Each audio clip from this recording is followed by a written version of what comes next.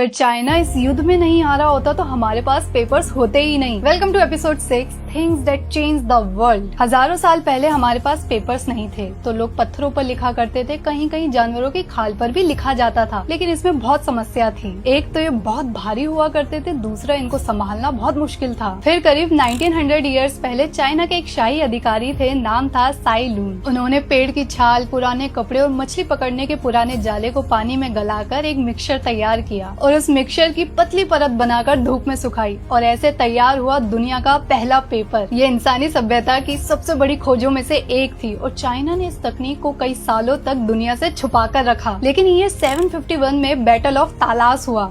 एक तरफ चाइना का तांग साम्राज्य था तो दूसरी तरफ अब्बासी खिलाफत की सेना। युद्ध खत्म हुआ और चाइना इस युद्ध में हार गया और कुछ चीनी कारीगरों को बंदी बना लिया गया और इन्हीं कारीगरों के जरिए पेपर बनाने की तकनीक अरब देशों तक पहुंची। अरबों ने इस तकनीक को और बेहतर बनाया। उन्होंने पेपर बनाने के लिए बड़े बड़े कारखाने बनाए। अब किताबें पहले से कई ज्यादा बनने लगी और ज्ञान तेजी से फैलने लगा। फिर ये तकनीक यूरोप पहुंची, लेकिन असली रेवोल्यूशन अभी बाकी था। 15वीं सेंचुरी में जर्मनी में योहानेस गुटेनबर्ग ने प्रिंटिंग प्रेस बनाई। अब एक एक किताब हाथ से लिखने की जरूरत नहीं रही। हजारों किताबें छपने लगी, ज्यादा से ज्यादा लोगों तक पहुंची, शिक्षा बढ़ी, विज्ञान आगे बढ़ा और नई खोज हुई और पूरी दुनिया धीरे धीरे बदलने लगी। आज भले ही हम मोबाइल और इंटरनेट के दौर में जी रहे हैं, लेकिन आपकी किताब, आपका पासपोर्ट, आपके डॉक्यूमेंट्स, इवन हमारे देश की करेंसी भी सब कहीं ना कहीं पेपर पर ही डिपेंड करते हैं। मुझे कमेंट बॉक्स में बताइए, अगर पेपर नहीं होता तो दुनिया कैसी होती। और नेक्स्ट एपिसोड के लिए फॉलो कर लीजिए डिकोड विद तानिया चौहान।